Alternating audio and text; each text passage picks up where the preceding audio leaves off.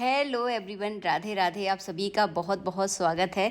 But Savitri के व्रत में किस तरह से पूजा की जाती है, चलिए आप लोगों के साथ आज मैं शेयर करने वाली हूँ।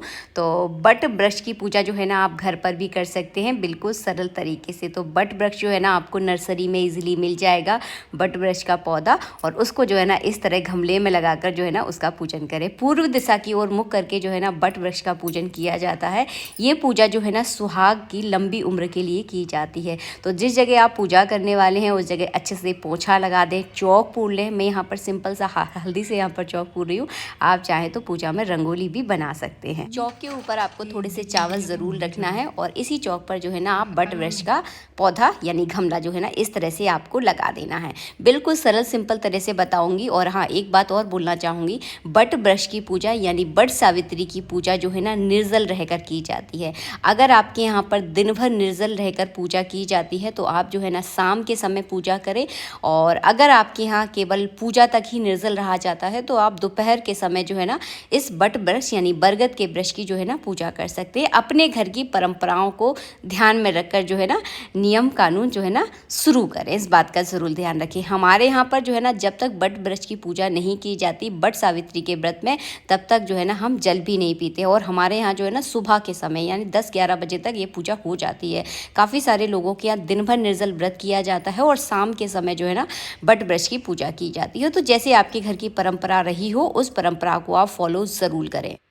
बट गमले के नीचे मैंने एक पटा बिछा लिया है। पटे के ऊपर मैंने बट वृक्ष का एक पत्ता ले लिया है। उसी के ऊपर मैंने हल्दी के रूप में गौरी जी और सिपाड़ी के रूप में गणेश जी को जो है ना यहाँ पर स्थापित कर लिया है। उसके बाद मैं अपने सीधे हाथ में थोड़े से चावल लूँगी, और इन चावलों को हाथ में रखकर सभी देवी देवताओं को मन में जो है ना ध्यान करना है। उसके बाद इस तरह से चावल अर्पित कर देना है, और उसके बाद करना है आपको दीपक का पूजन। तो हाँ, शुरू में आप दीपक जलाना ज़रूर बिल्कुल भी ना भूलें, दीपक आप ज़रूर जला लें। तो हाँ, रोली से जो है ना इस तरह से पूरे दीपक पर टीका कर दूंगी, क्योंकि इस पूजा में सबसे पहले जो है ना दीपक का ही पूजन किया जाता है, ताकि ये पूजा जो है ना निर्विघ्न हमारी संपन्न हो।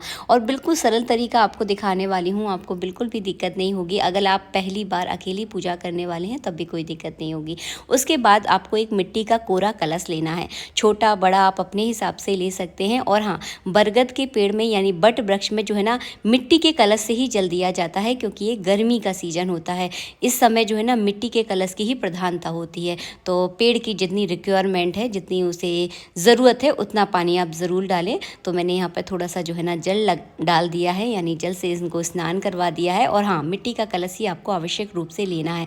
आज के दिन मिट्टी का कलश अगर आप बाहर अगर बरगद के पेड़ की पूजा करने वाले हैं, करने जा रहे हैं, तो वहाँ से मिट्टी का कलश भरकर ज़रूर लाए। कभी भी खाली कलश आपको लेकर नहीं आना है, इस बात का भी आपको ज़रूर ध्यान रखना है। तो यहाँ पर हमने जल चढ़ा दिया है। उसके बाद गौरी जी गणेश जी को भी थोड़ा सा जल जो है ना चढ़ा देंगे स्नान के रूप में, और उसके बाद जो है ना हम तिलक करेंगे। तो हम यहाँ पर जो है ना थोड़ा सा मैंने अपने हाथों में चंदन घोर लिया है, घिस लिया है, और उस चंदन को जो है ना बट वृक्ष पर भी लगा दूंगी, गौरी गणेश जी पर, और हाँ गौरी जी पर जो है ना रोली का टीका लगा दूंगी। तो इस तरह से जो है ना सिंपल सादा तरीके से पूजा की जाती है। लेकिन इस पूजा की एक प्रधानता होती है कि ये पूजा जो है ना निर्जल रहकर ही की जाती है। अगर आप पर ज़्यादा देर तक आप भूखे प्यासे नहीं रह सकते तो सुबह थोड़ा जल्दी अपने घर के काम निपटा कर जो है ना इस पूजा को भी आप कर सकते हैं। हमारे यहाँ हम हमेशा ऐसा ही करते हैं। जिस दिन बट सावित्री व्रत होता है ना, उस दिन थोड़ा सा जल्दी उठ जाती हूँ, घर के सारे काम फटाफट जल्दी निपटाती हूँ, और 9-10 बजे तक इस पूजा को मैं कर लेती हूँ, क्योंकि मुझसे भूखा प्यासा बिल्कुल भी नहीं रहा जाता है। और ये है गर्मियों का सीजन, तो इस समय तो बड़ी दिक्कत हो जाती है। उसके बाद गौरी गणेश के ऊपर इस तरह से कलावा रूपी वस्त्र अर्पित कर दे, जनेऊ अर्पित कर दे। तो इस तरह से जो है ना पूजन किया जाता है। इसके बाद जो है ना जो भी आप ऋतुफल भगवान के भोग के लिए लेकर आए हैं वो ऋतुफल अर्पित कर दें। आप चाहे तो 5 तरह के फल भी बट सावित्री के व्रत में आप चढ़ा सकते हैं। अगर इतना सामर्थ्य ना हो तो एक तरह का फल भी जो है ना आप चढ़ा सकते हैं। उसके बाद भोग लगाया जाता है। तो भोग में हमारे यहाँ पर पूड़ी और बरबूले बनाए जाते हैं। बरबूले जो कि बट वृक्ष में फल के रूप में लगते हैं। आप बट वृक्ष को ध्यान से देखना, उसमें लाल लाल कलर के गोल गोल फल लगते हैं। तो वही जो है ना आज के दिन घर पर बनाए जाते हैं। उसको कैसे बनाया जाता है ये भी मैं आपको बता दूं। मीठा आटा गूंद लिया जाता है, जैसे कि हम आटे को गूंदते हैं ना, उस तरह से मीठा आटा गूंदा जाता है। उसके गोल गोल बनाकर लेकर उनको फ्राई कर लिया जाता है। तो वो ही जो है ना आज के दिन चढ़ाए जाते हैं। तो मैंने 2-2 पूड़ी के ऊपर जो है ना 2-2 बरबूले रख दिए हैं। उसके बाद हम सुहाग का सामान इस तरह से अर्पित कर देंगे। सुहाग जब भी आप किसी को दान करते हैं तो हमेशा सुहागिन स्त्री को ही दान करें, और सुहाग दान करने से सुहाग में वृद्धि होती है। तो हर पूजा में आप सुहाग दान ज़रूर करें। इसके बाद किया जाता है हवन। हवन बहुत ज़रूरी होता है। बट सावित्री व्रत जो है ना अमावस्या के दिन पड़ता है, तो इस दिन आप हवन जरूर करें। तो सबसे पहले क्या है, मैंने हवन कुंड में अग्नि प्रज्वलित कर दी है। आप चाहें तो गाय के गोबर के उबले के ऊपर हवन कर सकते हैं। आप चाहें तो लकड़ी यानी संविदा, हवन की जो संविदा होती है उस पर आप हवन कर सकते हैं। आप चाहें तो सूखे नारियल पर कर सकते हैं। अकेले कपूर पर कभी हवन नहीं किया जाता, इस बात का आप ध्यान रखें। कभी भी गलत तरीके से पूजा ना करें। उसके बाद गौरी गणेश के नाम की आप आहुति दें। और उसके अगर आपके पास घी इतना ज़्यादा नहीं है तो बाज़ार में जो है ना हवन सामग्री मिलती है, यानी साकल्य मिलता है, तो उससे भी जो है आप हवन कर सकते हैं। तो अपनी सुविधा के अनुसार देख लें, सबकी अपनी अपनी सुविधाएं होती हैं। मैंने दोनों तरीके आपको बता दिए हैं, उसी से आपको नाम की आहुतियाँ देनी है। और उसके बाद जो है ना आपको भोग लगाना है। तो भोग किसका लगाना है, भोग जो हमने पूड़ी और बरबूले बनाए हैं उसी के 5 छोटे छोटे से निवाले लेकर आप 5 बार या 7 बार जो है ना भोग लगा दें। पितरों की पूजा हमेशा अलग से की जाती है। बट सावित्री के व्रत में पितरों की पूजा नहीं होती है, ये सुहाग की पूजा है। पितरों की पूजा अलग तरह से होती है और हमेशा दक्षिण दिशा में मुख करके की जाती है।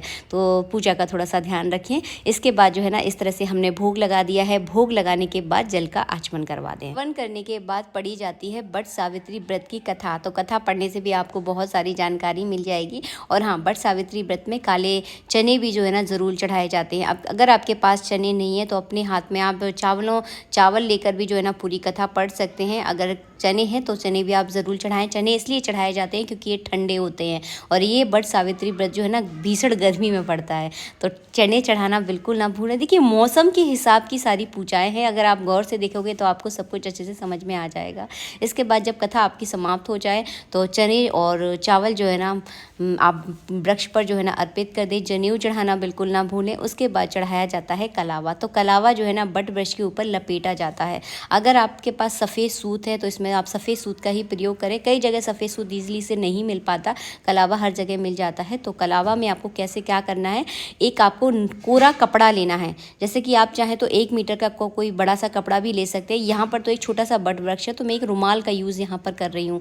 अगर आप बड़े बट वृक्ष की पूजा कर रहे हैं तो कम से कम 1 मीटर आप कपड़ा लें। इसे सूत बोला जाता है और ये बहुत ज़रूरी होता है सुहाग की वृद्धि के लिए। तो आपको क्या करना है, कलावा में इसे लपेट कर जो है ना बट वृक्ष में ही ये कपड़ा जो है ना आपको लपेट देना है। तो इस तरह से जो है ना मैंने लपेट दिया। उसके बाद मैं 5-7 इस तरह से परिक्रमा कर लूँगी। अगर आपके पास ज़्यादा कलावा या कच्चा सूत नहीं है और आप बट वृक्ष बहुत बड़ा है तो आप एक बार भी जो है ना परिक्रमा कर सकते हैं, लपेट सकते हैं। परिक्रमा तो आपको 5-7 ही करनी है। कई जगह तो 108 परिक्रमा भी की जाती हैं। अब बाकी देखिए अपने सामर्थ्य के अनुसार होता है, जिसके पास जितना सामर्थ्य है उस हिसाब से आप परिक्रमा कर सकते हैं। तो इस तरह से जो है ना बड़े में लेकर जो है ना कलावा आपको ज़रूर लपेटना है। जब मैं बड़े वाले बट वृक्ष की पूजा करूंगी तो आपको विस्तार रूप से अच्छे से समझाऊंगी। अगर आप घर पर कर रहे हैं तो सेम इस तरह से ज़रूर करें और लपेटने के बाद जो है ना इस तरह से जो है ना कलावा को वहीं पर बांध दें। इसके बाद जो है ना आपको बीजना बहुत ज़रूरी चढ़ाया जाता है। और हाँ, एक बात ज़रूर ध्यान रखें, हमेशा आसन पर बैठकर ही पूजा करनी है। और बीजना से जो है ना आज के दिन हवा की जाती है। बट वृक्ष क्यों की जाती है, क्योंकि ये गर्मी का सीजन होता है। आज के दिन जो है ना अपनी पति की हवा भी इसी बीजने से की जाती है। आज के दिन आप चाहें तो बीजना दान भी कर सकते हैं। दान पुण्य जो है ना बहुत ज़रूरी होता है।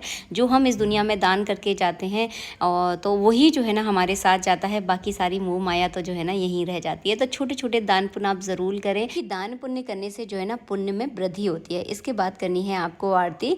तो समय मैंने आपको बता दिया किस समय से जो है ना आपको पूजा करनी है। दिन भर व्रत करना चाहते हैं तो शाम की समय पूजा करें। अगर आप दिन भर व्रत करना आपके बस की नहीं है तो आप सुबह जल्दी पूजा कर लें। देखिए, अपने सामर्थ्य के अनुसार पूजा करें। पूजा पाठ हमेशा अपने शरीर के सामर्थ्य के अनुसार किया जाता है। कभी किसी की होड़ ना करें पूजा में। सबका अपना अपना सामर्थ्य होता है शरीर का। आपका शरीर जो बोल रहा है ना उसको ध्यान से सुने, उसी के हिसाब से जो है ना अपने जीवन में पूजा पाठ करें। इस बात का ज़रूर ध्यान रखें, कभी किसी की होड़ मत करना। तो बस इस तरह से जो है ना आरती करने के बाद जल का अर्घ दे दें, आचमन करवा दें, यानी अर्घ बोला जाता है, मैं आचमन बोल रही हूँ। उसके बाद जो है ना हाथ जोड़कर आपको प्रार्थना करना है कि हमारे सुहाग में जो है ना वृद्धि हो और हम हमेशा जो है ना सुहाग रहें। सभी सुहागनों का जो है ना सुहाग बना रहे हैं। चना चढ़ाना बिल्कुल ना भूलें।